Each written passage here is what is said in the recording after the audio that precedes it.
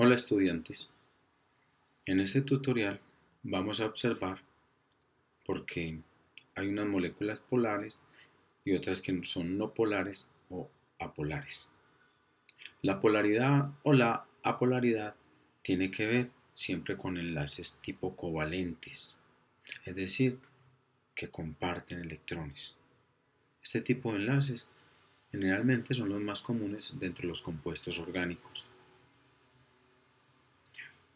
Cuando se unen átomos que son con características muy similares. Por ejemplo, como en esta molécula de etano. Vemos que los extremos son idénticos. En este caso, la molécula se dice que es no polar o apolar. Cuando hay mucha disparidad en los extremos de la molécula, comienza a hablarse de polaridad creciente, es decir, que hay un extremo, por decir algo, que es más electronegativo que el otro, es diferente. Este grado de polaridad llega a un extremo que ya es un compuesto iónico. Estos compuestos iónicos son más comunes en las sustancias inorgánicas, pero la mayoría de las sustancias orgánicas son compuestos no polares o con una polaridad generalmente más débil.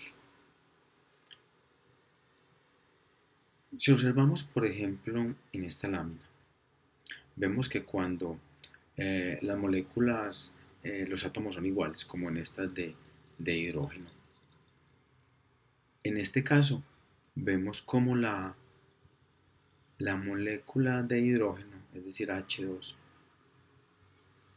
es una molécula completamente apolar. Ahí no hay ninguna diferencia de electronegatividad entre esos dos átomos, es de cero. Por eso una molécula de cloro, una molécula también de oxígeno, una molécula de nitrógeno, todas estas moléculas serían moléculas diatómicas y por tanto no polares.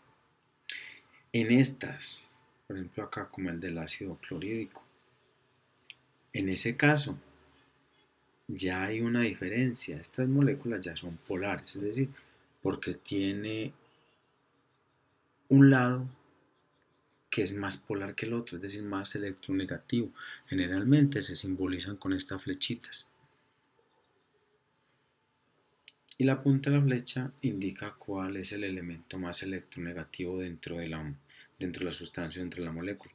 Vean acá, que aquí sería de cero. Si yo resto, supongamos que el hidrógeno tiene una electronegatividad de 1. Si yo resto 1 menos 1 me va a dar 0. En cambio en estas, siempre va a haber una electronegatividad inclinada hacia un lado. Esto lo representan de esta manera. Está más inclinado hacia el cloro. Lo mismo pasa con la molécula de agua, con la molécula del ácido iodídrico, etc. Listo. ¿Por qué es importante también esto de la polaridad o la no polaridad? Tiene que ver mucho también con lo de las mezclas. Entonces, si yo mezclo una sustancia no polar, por ejemplo, como en este caso el aceite, con una sustancia que es bastante apolar, perdón, bastante polar, en este caso el agua, entonces ahí no habría ninguna mezcla entre ellas. Por eso es heterogénea, porque se alcanza a diferenciar el soluto dentro del solvente. El soluto generalmente es la sustancia en menos cantidad dentro de una disolución o dentro de una mezcla. En esta mezcla homogénea, donde la sal, que es una sustancia iónica, la sal de cocina, el cloruro de sodio, lo mezclamos con agua, que es una sustancia más bien bastante polar. Es decir, que aquí se va a presentar una mezcla tan intensa que no se va a lograr diferenciar cuáles son las sustancias que agregamos dentro del agua. Lo llaman homogéneo. En ese caso, esto de la polaridad y de la polaridad nos sirve mucho para lo que son las mezclas. Por ejemplo, ustedes consultaron que cuando hay un derrame de petróleo en agua, en ese caso, el petróleo, por ser una sustancia no polar,